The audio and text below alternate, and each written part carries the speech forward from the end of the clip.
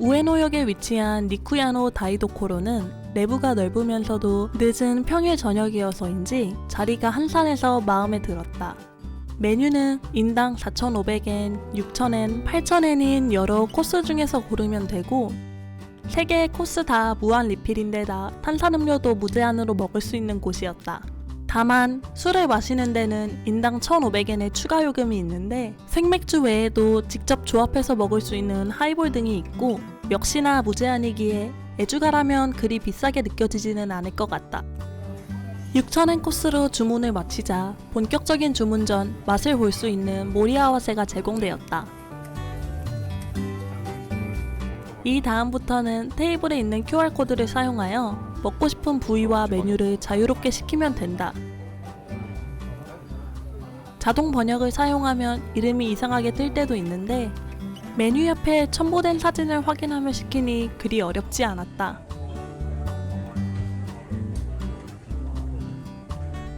주문을 마친 후 드링크류가 있는 셀프바에 가보니 종류가 다양해도 너무 다양했다.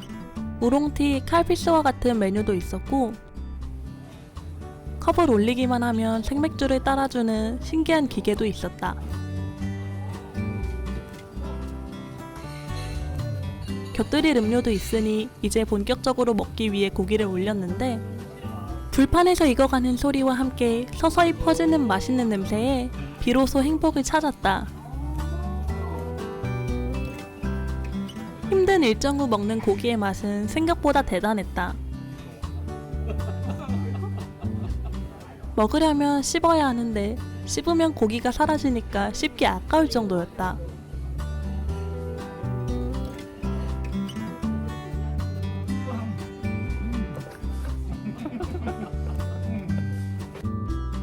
우설과 호르몬도 맛있었지만 개인적으로 모리아와세로 제공된 흑모와규 모듬이 제일 맛있었다.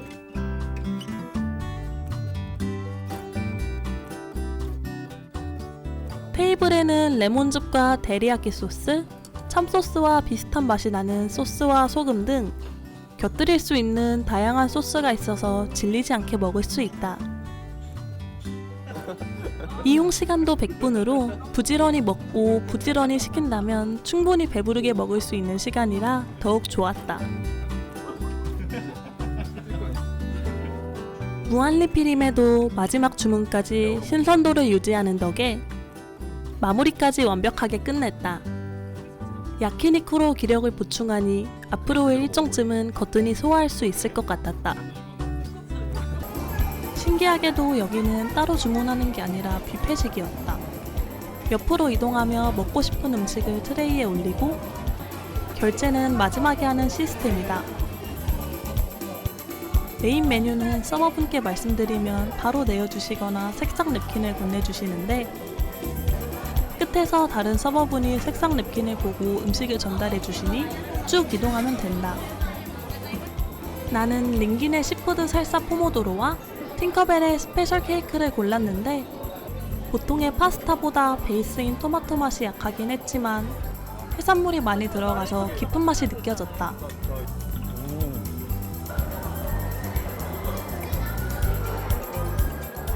로티세리 치킨은 하프 사이즈지만 밥과 같이 먹으니 딱 부족하지 않은 양이었다.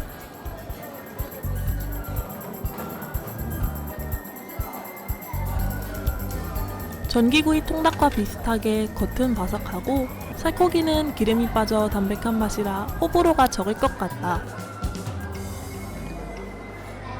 오사카에 오코노미야키가 있다면 도쿄에는 몬자야키가 있다.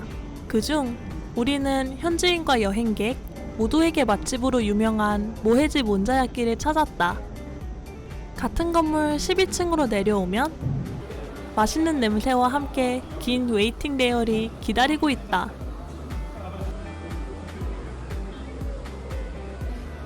웨이팅 보드에 이름, 인원, 일행이 따로 앉아도 괜찮은지 여부를 체크한 뒤 기다리면 된다.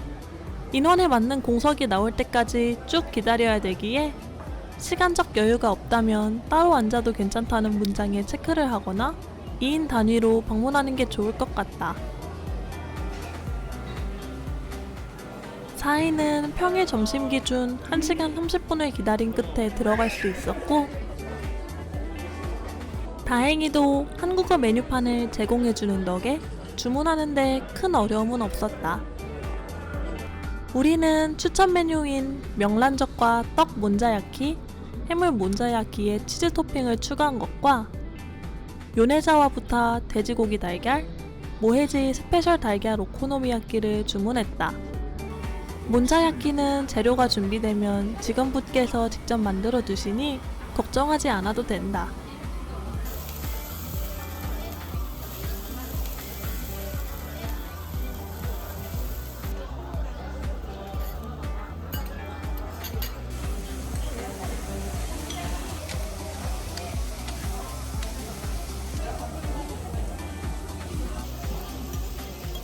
철판 위에 순서대로 재료를 올린 뒤 주걱으로 재료를 다지며 반죽과 섞어주시는데, 도쿄에서만 볼 수 있는 시각적인 재미가 상당하다.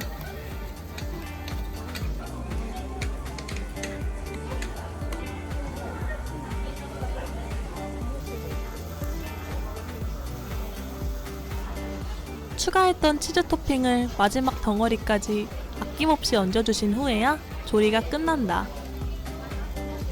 극악의 비주얼이라는 평이 자자했지만 위에 치즈를 얹으니 그저 맛있어 보이기만 했다. 반죽 맛만 나는 건 아닐까 하는 걱정과는 달리 토핑과 조화롭게 어울려서 의외로 맛있었다.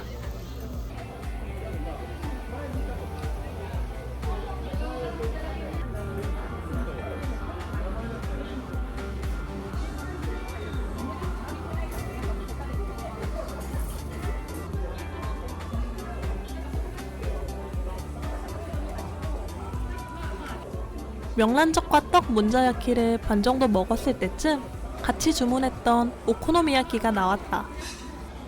철판 대신 조리된 상태로 그릇에 준비되는데 비주얼이 완벽해서 먹는 게 아까울 정도였다. 조심조심 먹은 결과 한국에서 먹었던 오코노미야키랑은 다르게 소스 맛이 특이했다. 소스 맛이 강한 편이라 개인적으로는 달걀과 같이 먹는 게 제일 괜찮았다.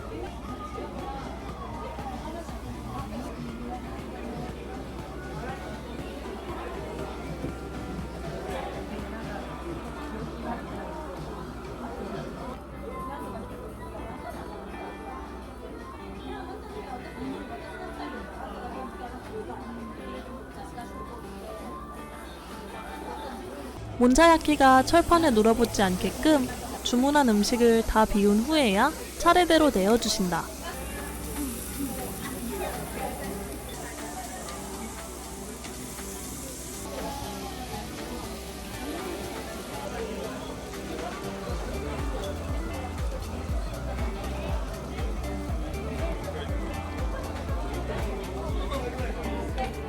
해물 몬자야키는 짠맛이 강하니 고민 후에 치즈 토핑을 추가하는 걸 추천한다.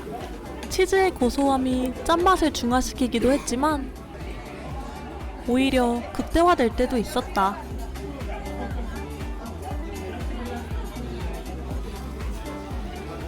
저녁을 먹기 위해 서둘러 걸음을 옮겼다. 4분 정도 더 걸어가니 쿠시카츠 다나카가 나왔다. 다행히도 입구에 붙어있듯 금연 매장이었고 평일 저녁 시간대 기준 한 테이블을 제외하곤 만석이었다.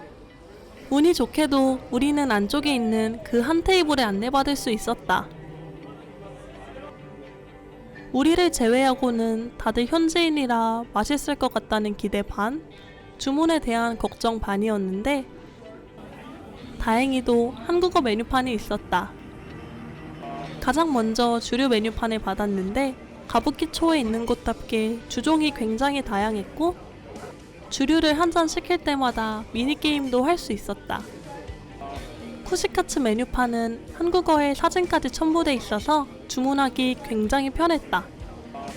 초심자를 위해 모든 꼬치 세트도 있었는데 선호하지 않는 꼬치도 포함돼 있어서 우리는 좋아하는 꼬치들을 단품으로 골라 주문했다.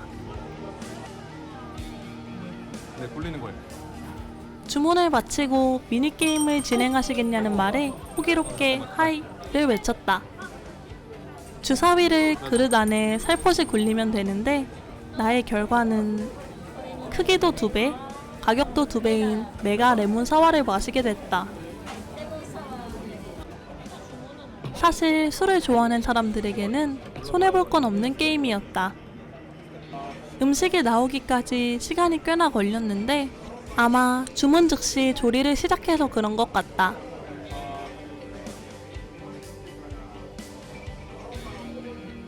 쿠시카츠 위에 소스를 잔뜩 뿌렸음에도 눅눅함 없이 바삭하게 씹히는 데다 소스 없이 먹을 때에도 갓 튀긴 튀김 특유의 고소함이 느껴져서 굉장히 맛있었다.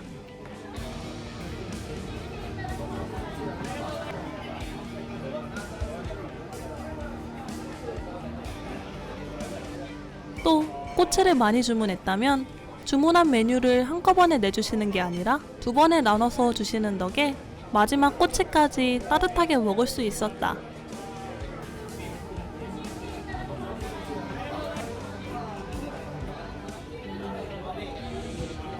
마음 같아서는 재료를 거덜낼 때까지 쿠시카츠를 잔뜩 주문하고 싶었지만 또 다른 음식점도 경험해보고 싶었기에 아쉬움을 잔뜩 아는 채 자리에서 일어났다. 우리가 택한 2차 장소는 저렴한 가격으로 현지인들에게 인기인 토리키조쿠다. 입구에 커다란 메뉴판이 있어서 방문 전에 대략적인 메뉴를 확인할 수 있었는데 가장 눈에 띄는 건 역시 전 메뉴가 세금 포함 360엔이라는 문구였다.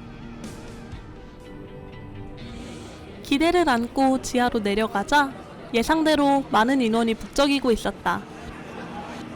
자리마다 준비된 태블릿으로 주문하면 되는데 일본어, 중국어, 영어 지원이 되는 데다 메뉴 사진도 볼 수 있어서 주문에 큰 어려움은 없었다.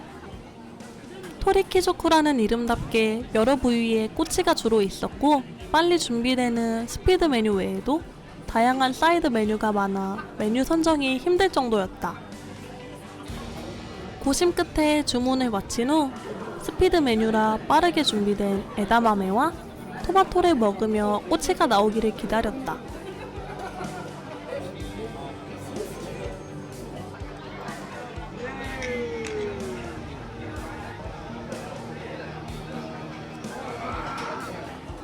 주문했던 꼬치가 하나둘 나오기 시작했다.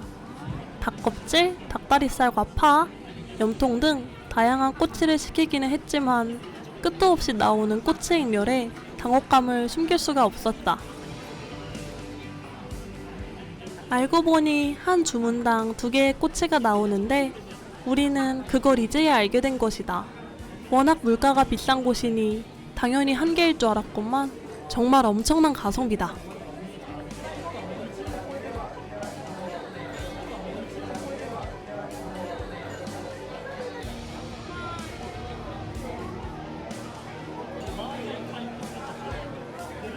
당황도 잠시.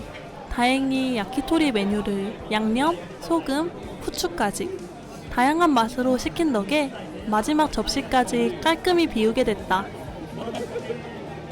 일본식 계란말이인 타마고야끼를 먹으러 왔다. 백종원님이 방문하신 데는 마루타케라는 가게지만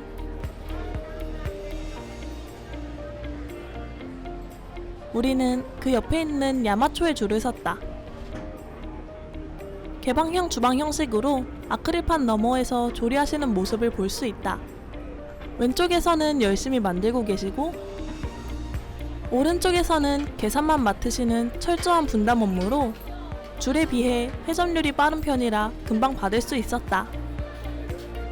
타마고야끼 하나만 먹기에는 아쉬울 것 같아 백종원님이 방문하신 마루토요 오니기리에 줄을 섰다.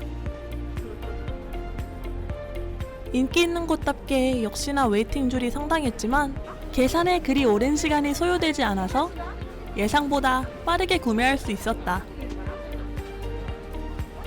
맛있다는 평이 자자한 마구로 막기와 눈에 보이는 오니기리 하나를 아무거나 집었는데 제발 맛있기를 간절히 바라게 됐다. 초밥으로만 먹었던 타마고야끼부터 한 입 먹었는데 초밥 위 계란말이랑은 차원이 달랐다. 폭신한 식감은 물론이거니와 단단하고 부드러운 맛이 입안을 감쌌다. 일본어를 잘 몰라서 아무거나 집은 오니기리의 정체는 바다 향이 아주 강력한 고등어 구이였다.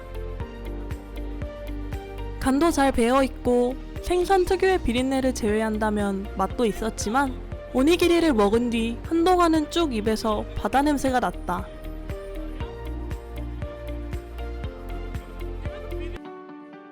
신기하게도 아사쿠사 근처에는 장어덮밥집이 많았다.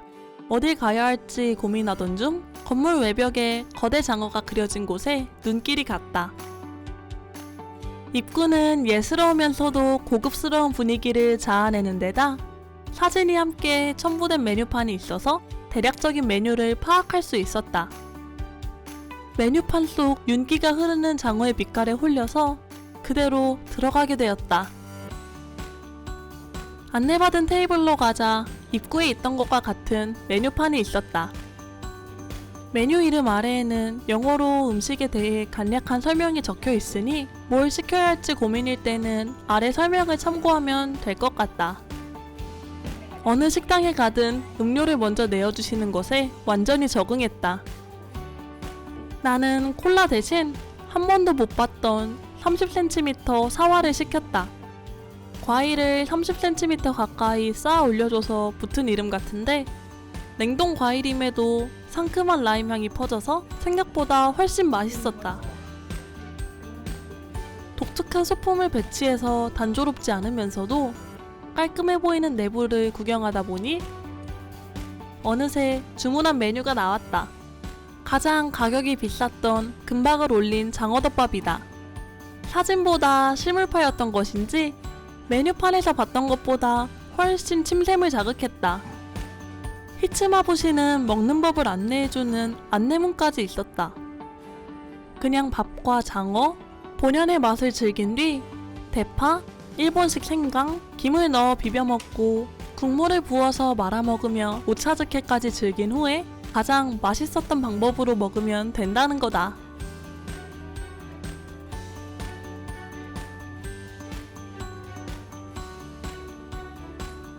나는 야키토리와 장어를 동시에 즐길 수 있는 메뉴로 주문했는데 처음에는 장어가 너무 빈약해 보여서 실망했다가 생각을 바꿨다. 밥과 메인 재료의 밸런스도 좋았는데 의외의 히든카드는 마와 꽈리고추였다. 양념이 잘 배어든 장어에 곁들여 먹으니 솟아나는 식욕에 불이 붙었다.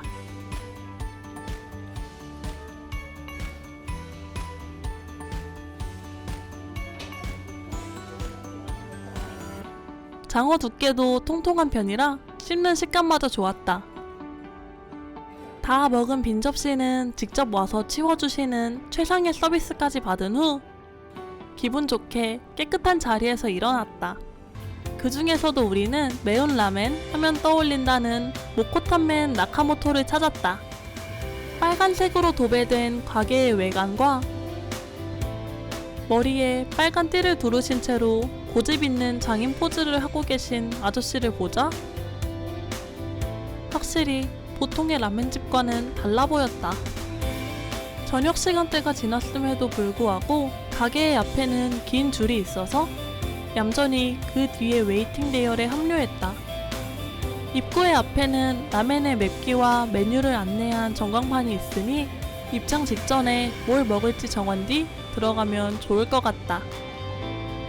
특이하게도 자리를 안내받은 후 주문하는 시스템이 아니라 발권기로 식권을 먼저 구매한 다음에 직원분의 안내를 기다려야 했다.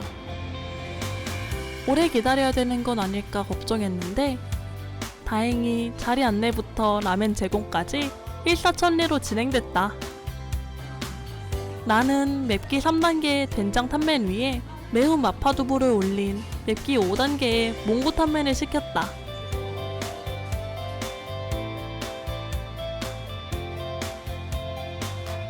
처음에는 면이 쫄깃함 없이 뚝뚝 끊기는 데다 하나도 맵지 않아서 당황했다. 하지만 그 당황도 잠시 먹다 보니 좀 전에 내가 굉장히 어리석었음을 깨달았다. 은은하게 매운맛이 퍼져서 결국에는 입안이 화끈거렸다. 그래도 마지막까지 독효스러운 걸 해냈다는 생각에 기분이 좋아졌다. 하나의 이색 체험이 된 메이드 카페에서 식사를 해결하기로 했다. 아키하바라에서 메이드 카페를 검색하면 여러 지점이 뜨는데 많은 메이드 카페 중 우리는 2층에 위치한 허니허니 메이드 카페를 택했다.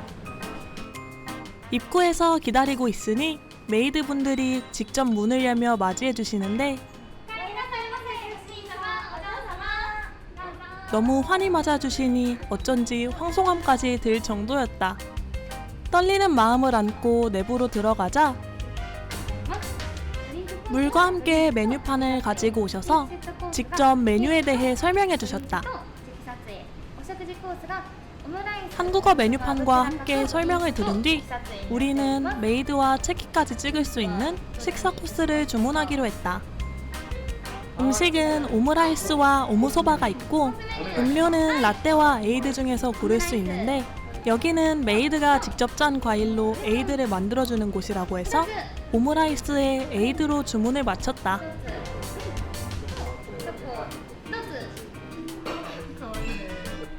주문을 한 뒤 준비되기를 기다리고 있으면 메이드께서 머리띠가 한아름 담긴 바구니를 들고 오신다. 한 명 한 명 어울리는 머리띠를 직접 골라주시는데 가게를 나가기 전까지 쭉 쓰고 있어야 한다.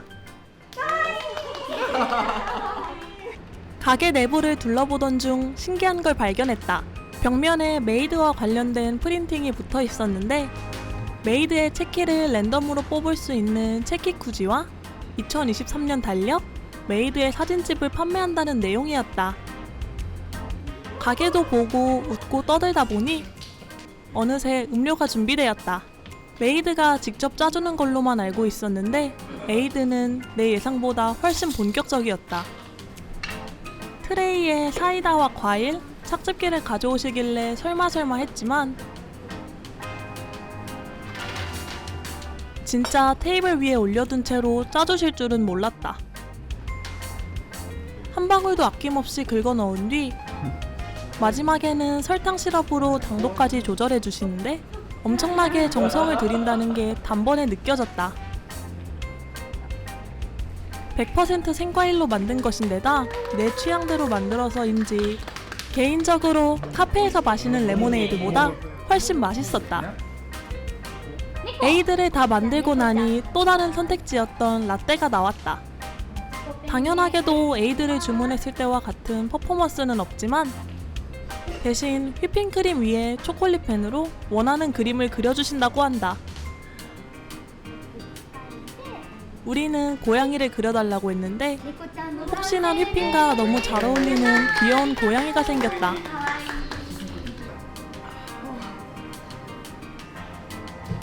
허니허니는 음식이 나오기를 하염없이 기다려야 하는 타 메이드 카페와는 달리 차례대로 빠르게 나오는 편이었다.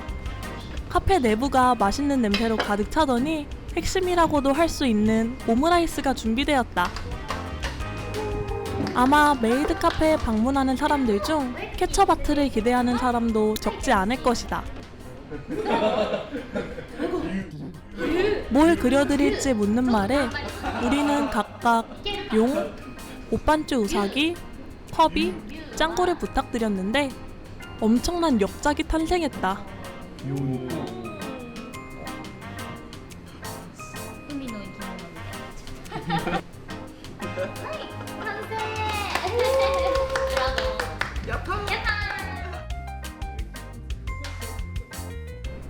네, 옷반쭈 우사기를 그려주신 미호님은 긴장하신 건지 아니면 엄청나게 집중하신 건지 손까지 떨며 열정적으로 그려주셨다.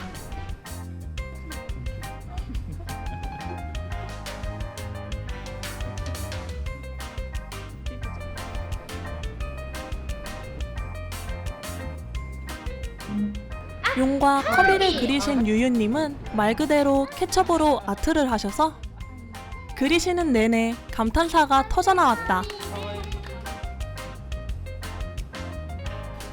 먹기 아까워서 한참을 머뭇거리다 먹은 첫 오므라이스의 맛은 기대 이상이었다. 알고 보니 허니허니 메이드 카페에서는 케이크부터 식사까지 모두 수제로 만들어서 제공한다고 하셨다. 수제 오므라이스에 수제 에이드, 체키까지 포함한 코스가 1,799엔이라니. 심지어 타 메이드 카페와는 달리 입장료도 없으니 가격 면에서도 굉장히 합리적이었다. 오므라이스도 거의 다 먹었겠다. 체키라고 불리는 메이드와의 즉석 사진을 찍고 싶다고 요청을 드렸다. 만약 체키가 처음이라 어색할까 고민이라면 메이드분들이 자연스럽게 포즈를 제시해 주시니 걱정하지 않아도 된다.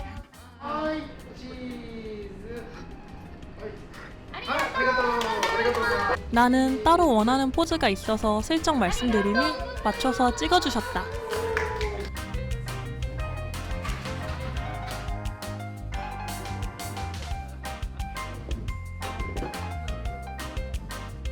귀여운 메이드분들과 함께 맛있는 식사도 즐겼고 만족스러운 체키도 받았으니 아쉽지만 슬슬 일어나야겠다. 나가는 길에는 그냥 인사만 하고 끝인 줄 알았는데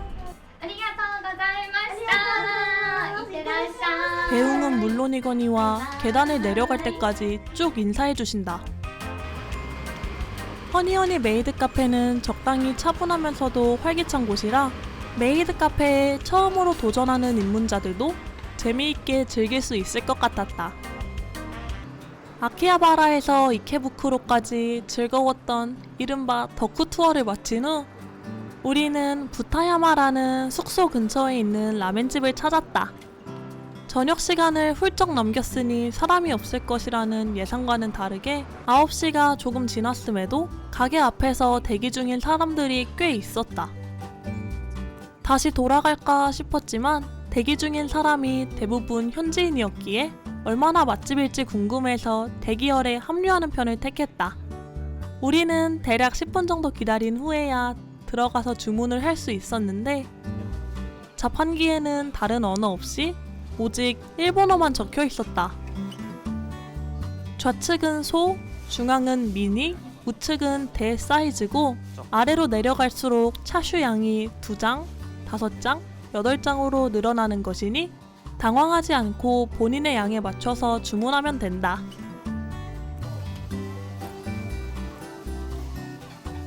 주문도 했겠다. 이제 기다림은 끝난 줄 알았지만 4명의 자리가 비워질 때까지 다시금 대기의 반복이었다. 우리는 결국 실내에서 다시 30분을 기다린 후에야 자리에 앉게 되었다.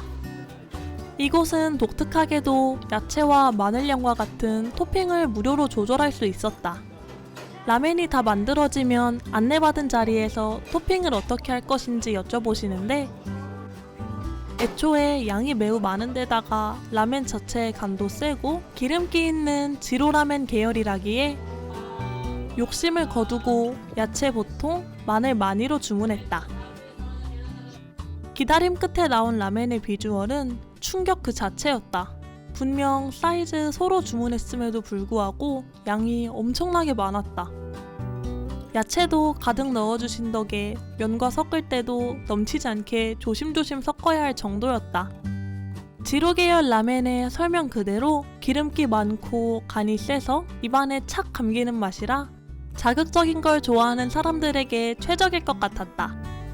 면도 보통의 라멘 면과는 다르게 통통한 편이라 가득 차는 식감 또한 만족스러웠다.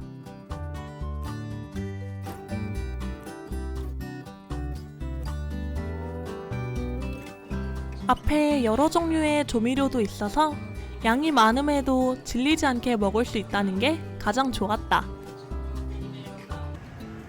고대하던 도쿄에서의 식도락 여행이 시작됐다. 오늘은 부지런히 먹고 또 먹어야 하기에 일부러 첫 끼는 부담 없이 가볍게 먹을 수 있을 것 같은 로스트 비프 오노로 정했다.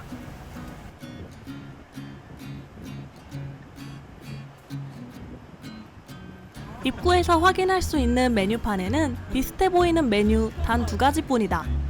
쿠로게 와규는 부드러운 지방질과 진한 육향이 느껴지고 오오노는 깔끔하고 담백한 맛이 특징이라고 한다. 무한 웨이팅의 굴레에서 벗어나기 위해 일부러 오픈 시간에 맞춰서 방문했는데 다행히 조금의 대기도 없이 바로 들어갈 수 있었다. 우측에 나무판이 있는 가게는 전혀 다른 곳이고 좌측 빨간 무늬 로스트 비프 오노의 입구니 헷갈리지 않도록 유의해야 한다. 메뉴판에는 주문 방식과 다양한 선택지가 적혀 있다. 밥 양은 소, 중, 대로 시킬 수 있는 데다가 소스도 스탠다드 어니언과 홀스 레디시 2가지가 있으니 선택해서 시키면 된다. 주문도 끝냈으니 이제 기다릴 일만 남았다. 어떤 맛일지 잔뜩 기대감이 커질 때쯤 주문한 음식이 나왔다. 먹음직스러운 고기가 조금의 틈도 없이 겹겹이 쌓여 있는데 왜 인스타용 맛집으로도 많은 추천해봤는지 알 것 같았다. 먹기도 전에 비주얼에 그대로 반해버렸다.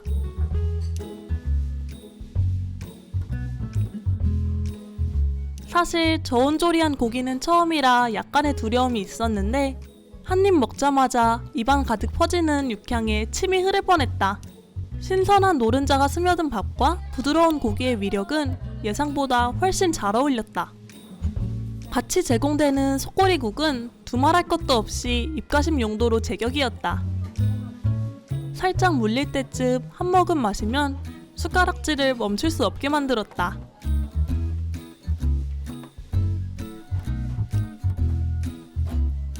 밥만 남으면 소금과 후추로 간을 해서 먹으라고 쓰여 있는데 사실 그러기에는 조금 심심한 맛이라 고기와 밥을 적당히 남겨가며 밸런스를 유지하는 게 제일 좋을 것 같다.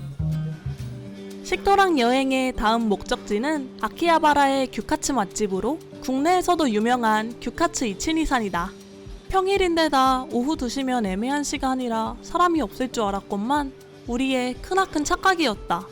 어쩔 수 없이 가게 앞 대기줄에 합류했는데 이후에 온 사람들에게는 가게 건너편에 줄을 서달라고 안내하시는 걸 보며 이 정도 웨이팅으로 끝난 것에 감사하게 되었다. 이름에서도 알 수 있듯 규카츠가 주력인 곳답게 메뉴도 규카츠 정식뿐이다. 그 외에는 규카츠와 어울리는 사이드 메뉴가 있으니 기본 찬 외에 먹고 싶은 게 있다면 같이 주문하면 된다.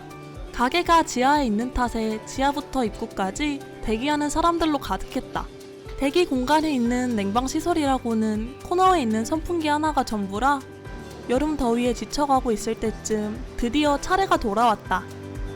우리는 평일 오후 2시에 방문해서 50분의 기다림 끝에 들어가게 됐다.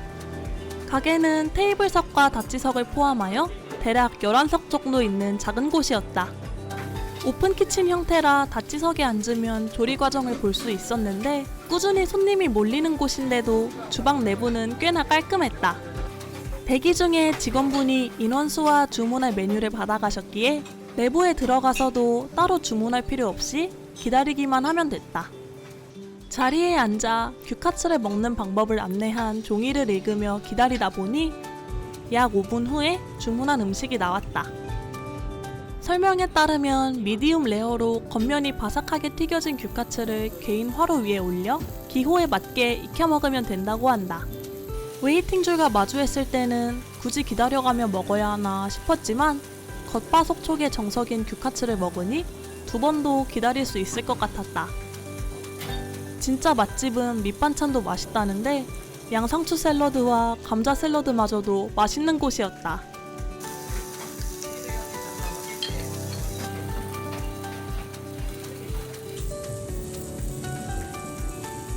그냥 규카츠 자체만 먹어도 매우 맛있었지만 소금, 와사비, 간장 소스 등 준비된 여러 소스에 곁들여 먹으니 고기의 풍미가 배가 됐다. 성인 여자 기준으로 중 사이즈를 딱 배부르게 먹었을 정도다. 물론 평균 식사량에 따라 다르겠지만 양이 가늠이 안 가는 사람들은 참고하면 좋을 것 같다. 근처에서 가볍게 먹을 수 있는 가게가 있는지 찾다가 라쿠아 건물 내에 입점한 츠키지 스시코가 눈에 보였다. 츠키지에 본점이 있으니 신선함은 두말하면 잔소리일 테고 진열된 간판에 있는 메뉴 사진을 보니 그냥 지나칠 수가 없었다. 들어가자마자 가장 먼저 보이는 건 셰프들이 조리하는 모습이었다.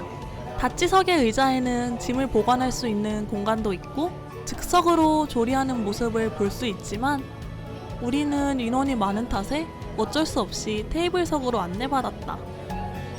자리에 앉은 후 가져다 주신 메뉴판을 보자 간판과는 비교도 안 될 정도로 다양한 메뉴들이 있었다. 도쿄 위주로 일본 각지에 체인을 둔 것답게 메뉴판도 친절했다. 한국어와 함께 메뉴 사진이 첨부돼 있기도 하고 단품으로 시킬 수 있는 초밥들은 종류마다 분류돼 있었다. 넘겨도 이어지는 폭넓은 선택지로 인해 한창 머리를 싸맨 끝에 우리는 각각 단품 초밥과 인기 넘버원의 세트 메뉴, 스시코 대표 메뉴를 시켰다. 이윽고 주문했던 초밥이 하나씩 나왔는데 초밥의 영롱함에 할 말을 잃었다. 장인 육성 커리큘럼을 짜서 장인을 육성하는 곳이라는 말이 허풍은 아니었던 듯 초밥 하나하나의 퀄리티가 상당했다. 역시 장인은 아무나 될 수 있는 게 아닌가 보다. 개인 취향이지만 나는 사실 특유의 비릿한 맛이 싫어서 생선류보다는 새우, 조개를 더 선호했는데 츠키지 스시코는 비릿함은커녕 씹기도 전에 녹아내렸다. 특히나 연어알 군함 같은 경우는 여차하면 엄청나게 비릴 수 있는데 신기하게도 비릿함이 전혀 느껴지지 않았다.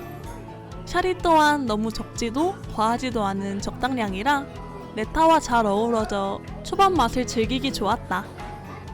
도쿄에서는 방문하는 족족 맛집에 성공하는 것 같아 괜히 뿌듯해졌다. 텐동 텐야는 체인점이라 실패할 확률도 적을 것이고 방문해보니 가게 안에 4개국어에 대응하는 매표기가 2개 있다는 문구가 있어서 주문하기도 쉬울 것 같아 망설임 없이 들어갔다. 입구의 바로 양옆에는 각각 키오스크가 있었기에 손님 입장에서는 대기 부담을 덜 수 있어서 좋았다. 키오스크도 알아보기 힘든 번역체일 것이라는 예상과는 달리 매끄러운 번역으로 주문에 무리가 없을 정도였다. 점내에는 1인 손님을 위한 다찌석이 중앙에 크게 있는 데다 좌측에는 테이블석이 있어서 일본에 소규모 식당이 많다는 걸 생각하면 타 식당에 비해 비교적 많은 인원을 수용할 수 있을 것 같다. 우리는 각각 텐동의 미니 사이즈의 냉우동이나 냉소바가 같이 나오는 세트로 주문을 마쳤다. 주문서를 직원분께 건네드리고 메뉴를 기다리면 되는데 음식이 준비되는 속도가 생각보다 빠른 편이었다. 트레이에 푸짐하게 준비된 음식에 놀랄 수밖에 없었다. 분명 미니 사이즈였던 메뉴들의 양이 미니가 아님에 1차로 놀라고 간장 소스가 뿌려졌음에도 그리 눅눅하지 않은 튀김에 2차로 놀랐다.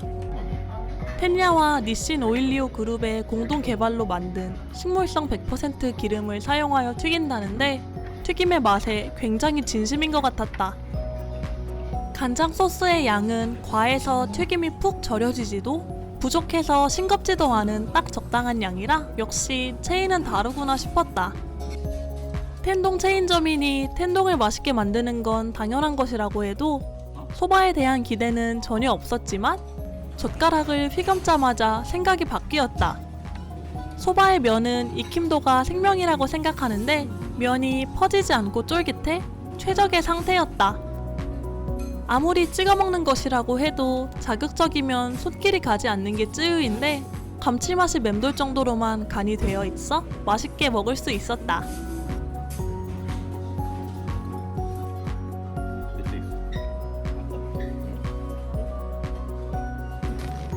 무더운 날씨에 어울리는 메뉴 선정으로 만족스러운 식사를 끝냈다. 아메요코를 전전하다 노상 테이블에 자리가 비어서 바로 앉은 곳은 아메요코 호르몬 611이라는 이름의 호르몬 전문점이었다. 츠키지 시장에서 호르몬동을 먹지 못해 은근한 아쉬움이 남았었는데 드디어 그 아쉬움을 풀 차례다. 상점가에 있는 로컬 식당인 만큼 다국어 메뉴판은 따로 없었지만 번역기를 사용하여 어렵지 않게 주문을 마칠 수 있었다. 우리는 4장류가 섞인 믹스 호르몬과 일본에서 거의 매일 하루에 한 잔씩은 필수로 찾게 되는 나마비루를 시켰다. 가게 오너분께서는 유명 야키니쿠 집의 높은 직책을 맡았던 적도 있고 매일 아침 정육점에서 신선한 곱창을 구매한 뒤 가게에서 손질한다고 하신다. 그래서인지 처음 도전한 호르몬은 생각보다 맛있었다. 내장 특유의 잡내도 없었고 흐물흐물한 식감 대신 부드러운 쫄깃함이 공존했다.